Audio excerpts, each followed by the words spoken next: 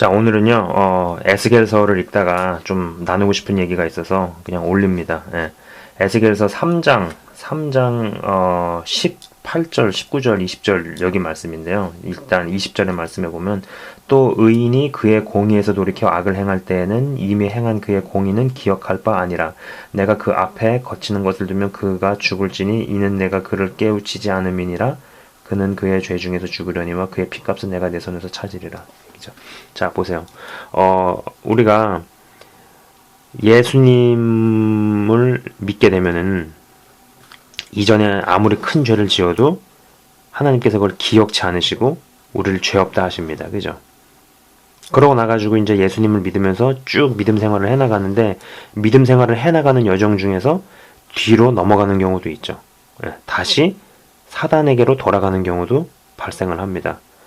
제가 이 부분을 읽으면서 그 생각을 들었었어요. 예전에 굉장히 유명한 목사님, 이름 되면 다 아시는, 여러분이 아시는 목사님이에요. 지금은 조금 이상해졌지만 아무튼 그 목사님이 설교 중에 무슨 얘기를 하셨냐면은 빌리 그레함이라는 목사가 뭐 굉장히 유명한 하나님의 종이었는데 뭐 CNN 방송에 나와가지고 이상한 소리를 했잖아요. 기독교 외에도 예수 외에도 구원이 있다라고 그런 말을 했어요. 제가 볼 때는 그분이 레리킹 라이브라는 토크쇼에 나와가지고 뭐 그 토크쇼 진행자가 막 이상하게 말 돌려가면서 꽈가면서 함정을 파기 위해서 그런 질문을 한 건지 뭐 그런 건 잘 모르겠지만 어쨌거나 분명한 거는 유튜브에서 쳐보거나 이런 거 보시면 아실 거예요. 예수님 외에도 구원이 있다라는 그런 발언을 했단 말이죠. 근데 그 부분에 대해서 이제 그 목사님이 설교 중에 무슨 얘기를 하셨냐면, 그러면은 빌리 그레함이 그동안 그 옛날에 하나님을 위해서 열심히 일하고 헌신하고 했던 그런 사역들은 다 무효가 되냐? 하나님께서 그렇게 하실 리 없다. 그렇게 강하게 말씀을 하시더라고요. 그래서 저도 그렇게 생각을 했었어요.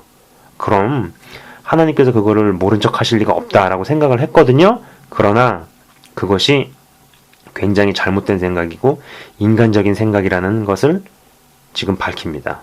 그거는 우리 생각이에요. 아무리 내가 의인이었어도, 그래서 그때 막 굉장히 많은 일들을 했어도 내가 의인에서 죄인으로 가게 되면은 그걸 기억치 않으시는 거죠.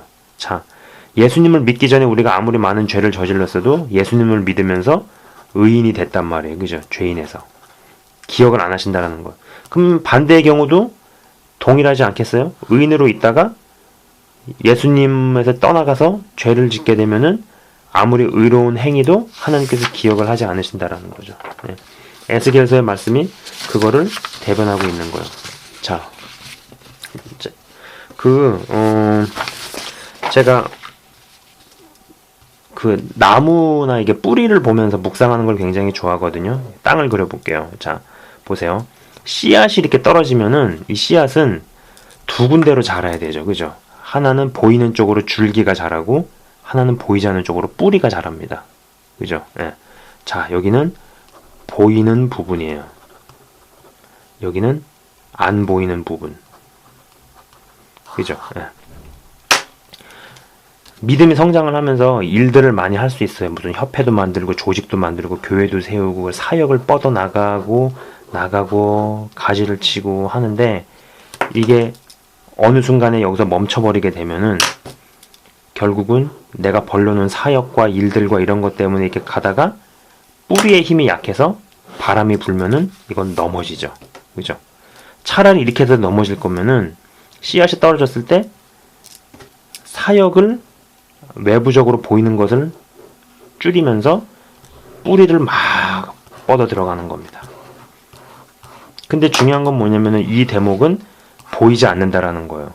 여기는 보이는 부분이고요. 인간은 태생적으로 보이는 부분에 약하죠. 사람은 외모를 보거니와 나 여호와는 중심을 보느니라. 그죠? 그래서 보여지는 부분에서 뭔가 벌리는 일이 많고 뻗어나간 게 많고 하는 일이 많고, 그러면은 그 사람이 굉장히 큰 죄의 종이고 사역자고 능력자고 믿음이 좋은 것이냐 우리는 해석을 하고 보는 아주 나쁜 버릇이 있죠. 그죠? 근데 중요한 거는 이런 뿌리는 요 정도밖에 자라지 않았는데 사역만 뻗어간 경우에는 아무 일 없을 땐 좋아요. 그러나 날씨가 안 좋고 비바람이 불 때 이건 무너져 버립니다. 반드시 무너지겠죠. 그럴 거면은 애시당초 그렇게 갈 거면은 이 모델로 가는 게 낫겠죠. 그러나 가장 베스트는, 제가 뭘 그릴지 아실 거예요, 여러분. 가장 베스트는 뭐겠어요? 뿌리도 막 이렇게 내려가지만은 이거에 걸맞게 사역도 어느 정도 뻗어가는 거. 그러나 뿌리의 영향을 넘어가지 않을 정도로 잘 관리하는 상황에서 뿌리는 뿌리대로 뻗어가고 사역은 사역대로 뻗어가는 거. 그래서 보이는 세계와 보이지 않는 세계가 같이 잘 돌아가는 거죠. 예. 이 얘기가 하고 싶었어요. 저는 개인적으로 우리나라의 대형교회, 이제 가장 큰 대형교회를 읽으셨던 분이 저런 일들에 휘말리는 것을 보면서 이런 생각을 해봐요. 만약에 저분이 성도가 70만까지 끌어가는 대신에 3만 5천 정도, 뭐 아니면 2만 명 정도의 교회를 생각을 하시고 그 대신에 가정을 잘 돌봤으면은 저 끝이 어땠을까? 근데 가정에서의 문제를 등한시한 채 외부로 사역을 크게 뻗어나갔단 말이에요. 그죠? 근데 그 목사님의 가정사에 대해서는 우리가 알 수가 없잖아요. 어떻게 보면 이 그림에서 보면은 보여지지 않는 부분이거든요. 보여지지 않는 것은 가정사나 이런 부분이 빈약했던 것에 비해서 너무나 외부로는 사역이 많았던 건 아닐까. 그래서 결국 이게 무너져 버린 것이 아닐까. 이런 생각을 해봅니다. 네. 그럴 바에는 차라리 보이지 않는 그런 부분들, 사생활이나 가정적인 부분들을 더 충실히 하면서 그 대신에 사역을 조금 낮추고 조금 적게 하는 쪽으로 갔으면은 끝이 좋지 않았을까 이런 생각을 해봐요.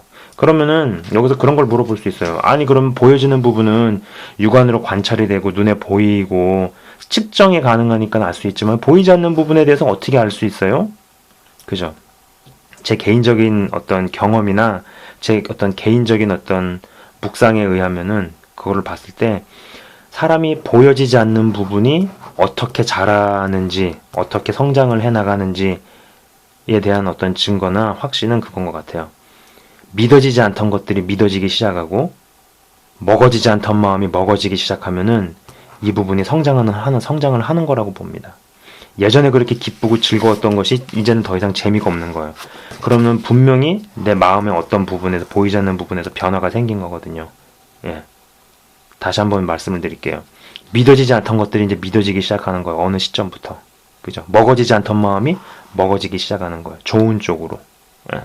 예전에 그렇게 기쁘고 즐거웠던 일들이 이젠 즐겁지 않았는데 이제는 그렇게 막 관심이 안 가던 일을 하고 싶은 마음이 막 생기고, 그렇기 때문에 내가 마음이 어떻게 변하는지, 내가 어떤 마음이 먹어지는지, 내 마음속에서 어떤 것들이 믿어지는지 이런 것들을 잘 관찰하고 주기적으로 내 마음을 들여다봄으로써 보이지 않는 부분에 대해서 알 수 있다라는 거죠. 변화가 일어나는지 안 일어나는지. 그리고 그 부분이 더 중요하다라는 거예요. 적어도 이걸로 뻗쳐나가는 것보다.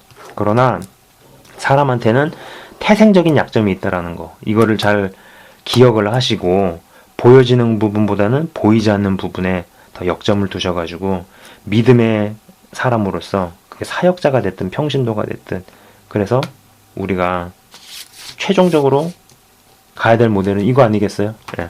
뿌리는 뿌리대로 이렇게 막 자라 내려가는데 사역도 뿌리의 역량에 맞게 좀 지혜롭게 관리하는 쪽으로 가시기 바랍니다. 절대로 우리는 이 모델로 가면 안 돼요. 이 모델로 가면 안 돼. 뿌리는 요거밖에 안 되는데 막 보이는 쪽으로만 화려하게 위험합니다. 예. 여기서 마치겠습니다.